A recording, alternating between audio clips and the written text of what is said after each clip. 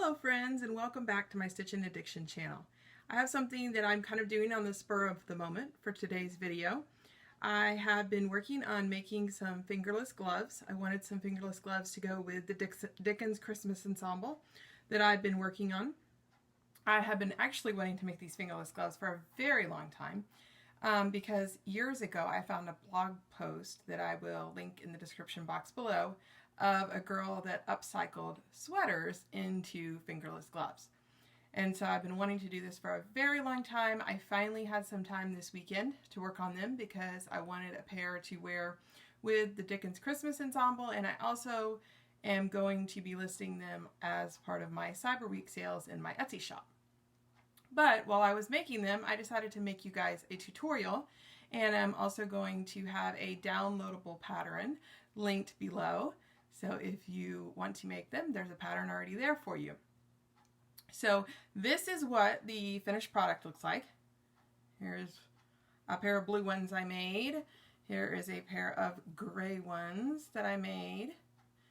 And these are actually kind of on the small side, and my hands are pretty big. My hands are as big as my husband's, so I'm not going to put these on because I don't want to stretch them. These are like women's small, extra small size.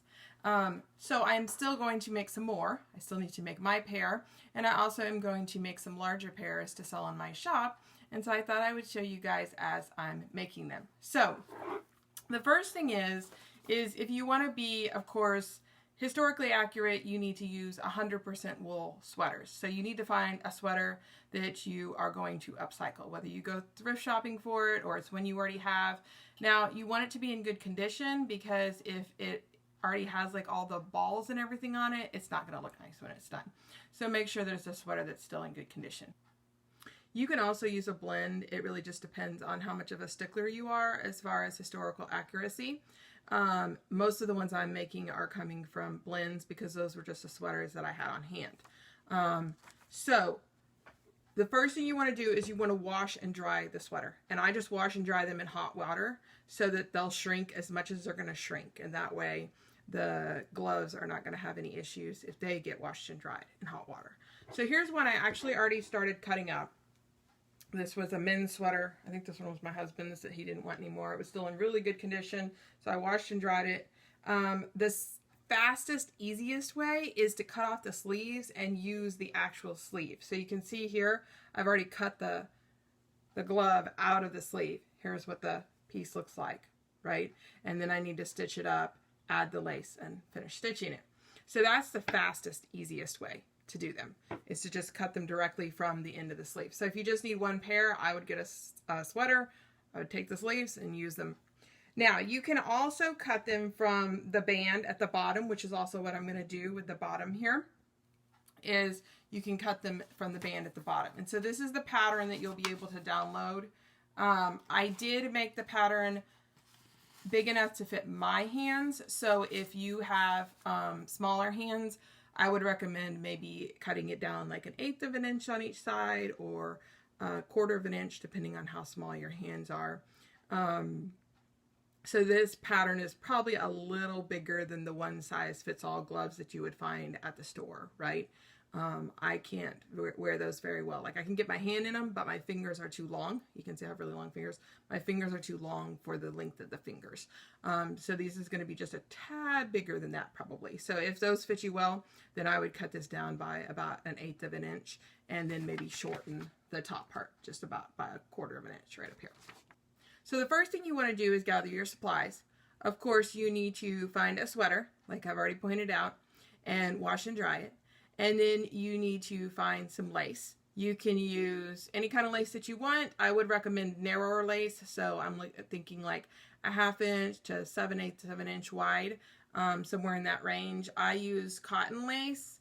This is a ecru cotton lace, and this is a black cotton lace. These are actually both vintage laces that I found in a D-Stash group. So you can use polyester laces as well, whatever you want to use, and it also of course depends on how historically accurate you're trying to be. So those are your supplies, and then you're going to need to download the pattern and of course cut it out. So once you get the pattern printed off and cut out, you want to make sure that it's going to fit you properly. So here's how you can kind of guesstimate without making a mock-up, you just want to take your hand and put it on top of here. There's about 2 inches at the bottom for the band. So if the band on the sweater you're using is wider or narrower than that, then you need to adjust by cutting off or adding to the bottom. And then you want to kind of just lay your hand and your arm on there to kind of see width-wise where is it going to fit. So you have to remember it's only half of it. And so you're going to kind of fold it in half, fit your hand in there and kind of see, okay. So like I can see on mine, it's going to hit right above my knuckles. And that my hands can barely fit inside the half and my thumb can fit inside the thumb portion, inside the seam allowance. And it looks like it's about the right size. Obviously, if you lay your hand on there and there's no way you can fit your fingers in half of it, or it's way too long, like it's up to your fingernails, then you need to just kind of trim some here and there in order to make it fit your hand correctly. So you can see that I cut up the side seam of the sweater, and then when I cut out the sleeve, I did not cut that underarm seam. I left that underarm seam together. I just cut the sleeve out still in a cylinder.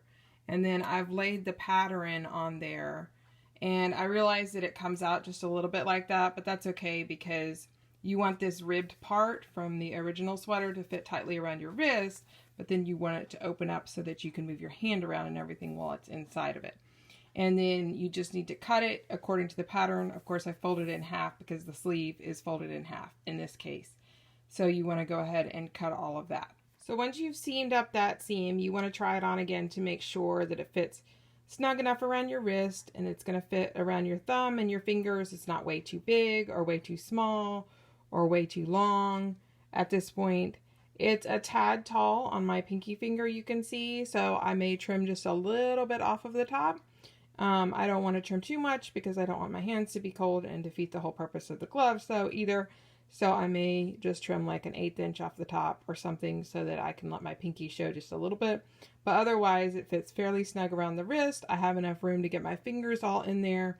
I should have enough room once I seam it up to still move my fingers around. So just try it on and make sure. If it's too big around, obviously take up more on the seam. If that makes your thumb part too small, then just cut in a little bit toward the fingers and just play around with it to make sure that it fits your hand correctly. So the next step is to cut your lace that you're going to be using, and if you look on the pattern it tells you exactly how long to make it. So I just lay it on this OmniGrid ruler and cut it. I have the 2 8.5 inch pieces and the 2 4 inch pieces, and then I'm going to pin it on next. So when you pin on your lace, you're going to have to stretch the sweater to fit the lace, unless you are using stretch lace. Now if you're using stretch lace, you're probably going to cut your lace a little shorter than the measurements because it will stretch. But the lace I'm using is not stretch lace, so I have to make it big enough so that my fingers and my thumb and everything can still move, right? So make sure that you stretch the sweater to fit. You can see it's kind of bunched up. So you're going to put the lace in 2 places, the top area up here and then the area around the thumb. And then when you're going to go to attach it, you want to use a small zigzag and just zigzag right here along the bottom, really close. All right, so once you get the lace zigzagged on, as you can see right here, I have it zigzagged on, then you're going to turn it inside out and you're going to pin this together. You're going to stitch a 1/4 inch. You're going to come down here, pivot, and then come back up. And then what I like to do, especially to keep the cotton lace in the sweater from unraveling, is I'll go back over and zigzag this entire thing. But before you zigzag it, you want to cut down in here almost to the stitching so that this part will move about freely and turn right. And then you want to zigzag the whole thing really well to keep the seams from unraveling too badly. All right, on the left one, you can see how I clipped down into the point and then I zigzagged so that the seam edges are finished and hopefully will last as long as possible. Then you just need to flip it right side out and your fingerless gloves will be finished. All right, ladies and gentlemen, the gloves are finished. You can see that I am modeling them because I stretched the lace and everything. I can move my fingers. You can see there's space in between my fingers. My thumb can move, and so they are a great addition to your historical clothing wardrobe. They are a great gift if you know somebody that loves reading or writing. I always think of authors for some reason when I think of fingerless gloves. So like Joe March and Charles Dickens and Edgar Allan Poe, if you know someone, this would be a great do-it-yourself Christmas gift for them. And of course you are upcycling and helping the earth as well when you're doing that. If you like this video, please like, share, and subscribe. You can go to my download below in the description box and get your free pattern to make your own gloves. You can also visit my Etsy shop below if you would like to buy some for yourself. And you can find me on social media. I will see you next time. Thank you for watching.